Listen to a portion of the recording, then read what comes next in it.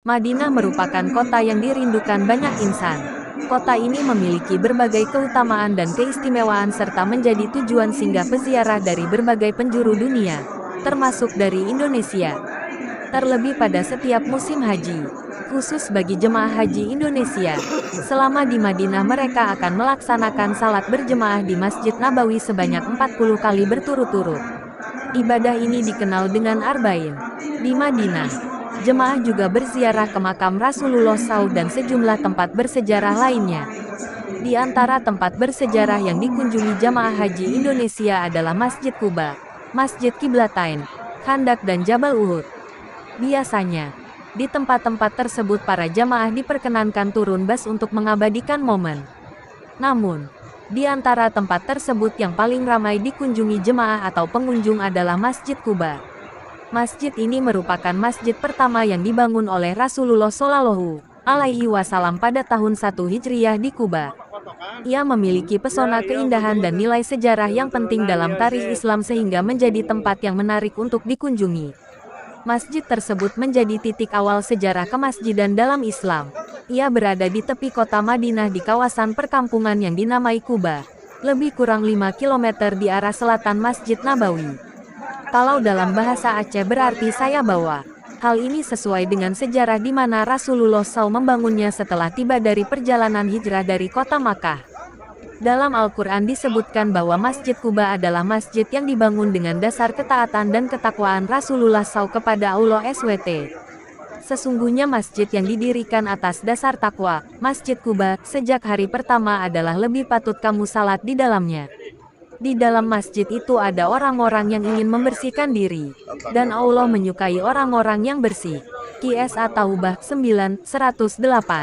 Di kampung Kuba, Rasulullah Shallallahu Alaihi Wasallam disambut meriah oleh penduduk Madinah dengan lantunan nasyid Tala al-Badru alaina.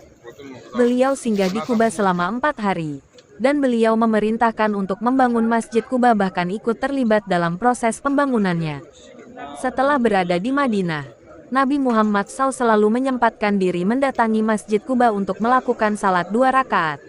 Dalam hadis riwayat Imam Muslim dari Abdullah bin Umar, dia berkata, dahulu Nabi Muhammad SAW mendatangi Masjid Kuba setiap hari Sabtu dengan berjalan kaki atau berkendaraan kemudian melaksanakan salat 2 rakaat. Hingga hari ini, pesona keindahan Masjid Kuba mampu memikat ribuan pengunjung setiap harinya. Selain memiliki nilai sejarah, ia juga memiliki keistimewaan dan keutamaan yang bisa dijadikan amalan untuk menambah keimanan dan ketakwaan kita kepada Allah SWT. Bagi jemaah haji Indonesia atau pelancong lainnya yang berkunjung ke sana, biasanya akan melaksanakan salat 2 rakaat dan menikmati keindahan bangunan yang penuh sejarah itu. Hal ini dikarenakan masjid ini memiliki keutamaan bagi orang yang salat di dalamnya. Di antaranya salat di dalamnya bernilai seperti pahala umrah. Hal ini sesuai dengan sabda Rasulullah Shallallahu Alaihi Wasallam bersabda, barang siapa yang keluar dari rumahnya kemudian mendatangi masjid ini, yakni Masjid Kuba kemudian salat di dalamnya, maka pahalanya seperti ia menjalankan umrah. Ibnu Majah. Masjid ini juga menjadi awal sejarah salat jemaah. Rasulullah SAW bersama para sahabat melakukan salat berjemaah untuk pertama kalinya di masjid tersebut. Kini tampilannya kian indah. Terlebih saat ini Masjid Kuba sedang dalam proses perluasan dan renovasi. Kita bisa melihat langsung arsitektur Masjid Kuba yang sangat indah. Walau sudah direnovasi beberapa kali, namun masih tetap mempertahankan ciri khas bernuansa tradisional. Setiap hari, masjid ini ramai dikunjungi oleh pendatang dari berbagai penjuru dunia baik di luar waktu salat maupun saat waktu salat.